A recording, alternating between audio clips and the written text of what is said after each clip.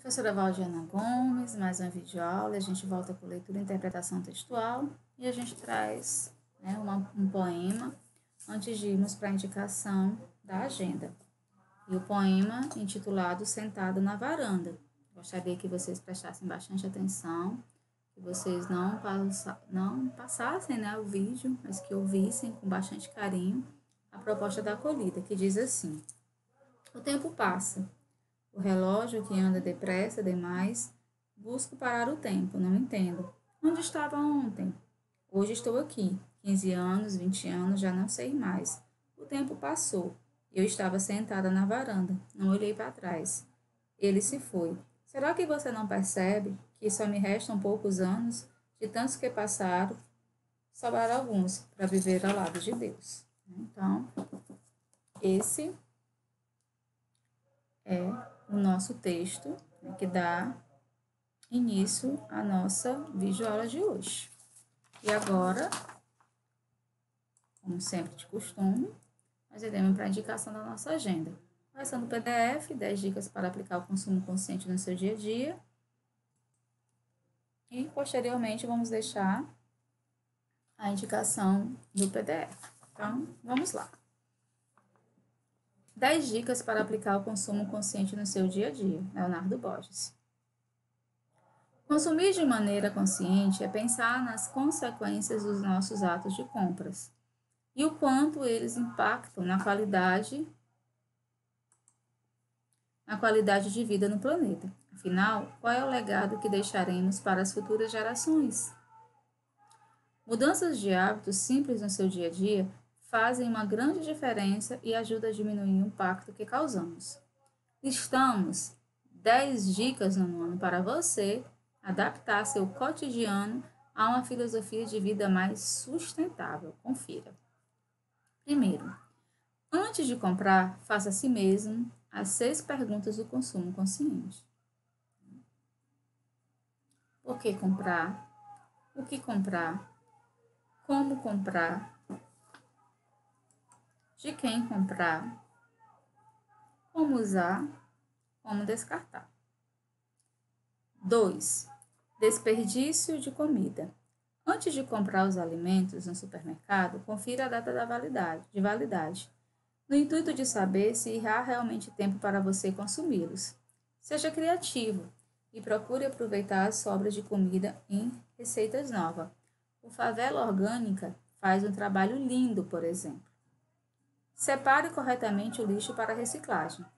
A forma mais simples de separar é isolar o lixo seco, embalagens, papéis, revistas, etc. Do molhado, restos orgânicos como casca de frutas, talos de verduras, restos de comida, que podem ser transformados em adubo. Supermercado 4. Procure fazer uma lista com os produtos necessários. Assim você não compra nada além do que realmente precisa. Isso vale principalmente para os legumes e as frutas, que estragam mais facilmente. Outra dica legal é dar preferência para produtos locais, pois se eles forem fabricados em sua região, seu transporte até o mercado emitiu menos gases nocivos à atmosfera por conta da distância menor percorrida. Dê preferência ao refil. As embalagens de refil geralmente utilizam menos matéria-prima para sua fabricação. Dessa forma, diminuímos o impacto dos recursos naturais para a produção de novas embalagens. Evite produtos com muitas embalagens. Quanto mais embalado for um produto, maior será a quantidade de lixo gerado. Evite embalagens descartáveis, dê preferências recicláveis ou feitas de material reciclado. Empréstimos. Existem coisas que só são necessárias em situações pontuais. Nesses casos, a melhor forma a se fazer é emprestar esses objetos ao invés de comprá-los. Isso vale para livros, furadeiras, ferramentas, entre outros. Existem aplicativos e feiras de troca para isso. Reaproveitamento do óleo vegetal. O óleo de cozinha polui a água, impermeabiliza o solo, entope canos e prejudica muito o funcionamento das estações de tratamento de água, quando é descartado de maneira incorreta. Deste modo, procure pontos de coleta de óleo em sua cidade, pois esse mesmo produto É útil para a confecção de tinta, sabão, detergente e biodiesel. 9. Produtos de limpeza. Diminua no ano o uso de produtos de higiene e limpeza e priorize produtos feitos com ingredientes naturais que não degradem o meio ambiente. Dessa forma, você reduz o número de poluentes presente nos rios. E por fim, 10. Divulgue o consumo consciente. Seja um militante da causa. Sensibilize outros consumidores e dissemine informações, valores e práticas de consumo consciente.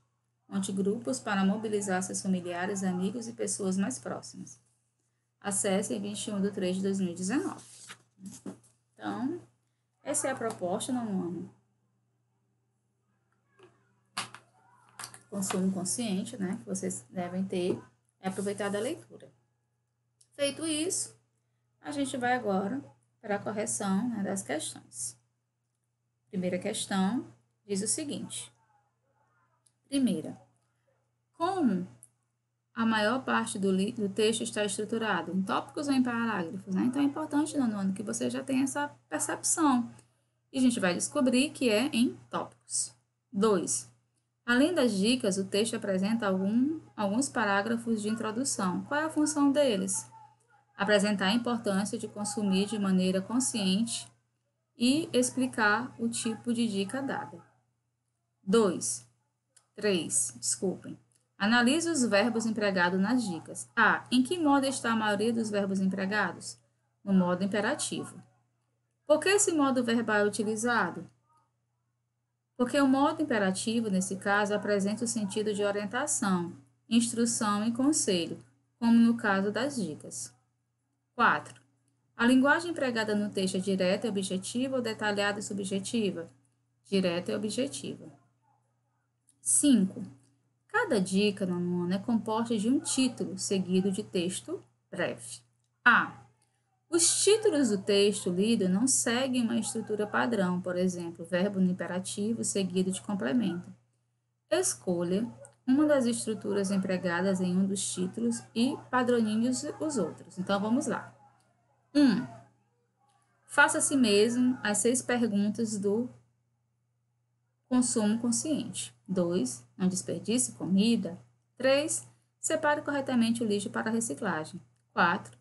Faça uma lista de compras no supermercado. 5. Dê preferência ao refil. 6. Evite produtos com muita embalagem. 7. Faça empréstimos. 8. Reaproveite o óleo vegetal. 9. Diminua o uso de produtos de limpeza. 10. Divulgue o consumo consciente. B. Os títulos reescritos com a mesma estrutura tornam o texto melhor ou não mudam nada? Espera-se, né, que vocês percebam que a mesma estrutura em todos os tópicos torna o texto mais harmonioso, né, tornando assim a leitura mais fácil. Qual é a função dos textos que acompanham os títulos? Desenvolver o conteúdo do título, justificar a dica e complementar a informação com exemplos. O texto lido está disponível em um site chamado Autossustentável, Sustentabilidade ao Alcance de Todos. A.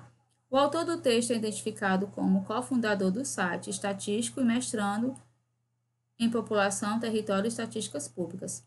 Levando em conta essas informações, o que podemos afirmar sobre o perfil do autor em relação ao assunto do texto? O perfil é de um profissional especializado na área. Levante hipótese. A quem o texto se destina? A pessoas interessadas em tornar a vida delas mais sustentável de maneira descomplicada e acessível, ou a pessoas do público em geral que nunca tinham pensado no assunto e são captadas pelo texto. A partir disso, passa a rever suas atitudes. Em grupo, conclua. Quais são as características básicas das dicas? Responda levando em consideração os critérios a seguir. Finalidade do gênero. Dá sugestões, conselhos e orientações práticas sobre determinado tema. Perfil dos interlocutores. Locutor profissional especializado ou estudioso em determinada área, destinatário público em geral. Suporte de veículos, sites, cartilhas, cartazes, revistas e jornais em reportagens, por exemplo. Tema: assuntos de interesse geral que demandam mudança de ações e atitudes. Estrutura: texto organizado em tópicos que podem ou não ser numerados, geralmente compostos de instruções diretas e algumas explicações objetivas. Linguagem: predomina a norma padrão de língua, podendo haver variação de acordo com o assunto e o público. Uso de verbos no modo imperativo. E assim, a gente termina a correção, mas a gente deixa aí uma dica para vocês, abaixo-assinado e cartaz. Em anos anteriores, você estudou outros gêneros que têm como objetivo principal promover mobilização social, como o abaixo-assinado e o cartaz.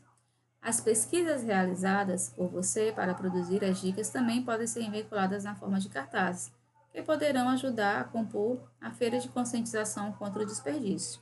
Outra possibilidade é criar um abaixo-assinado para ser assinado pelo público da feira e enviado a autoridades da escola, da cidade, do estado ou mesmo do país. Então, um texto mais curto, a gente encerra assim a nossa videoaula. Um abraço carinhoso e até o nosso próximo encontro.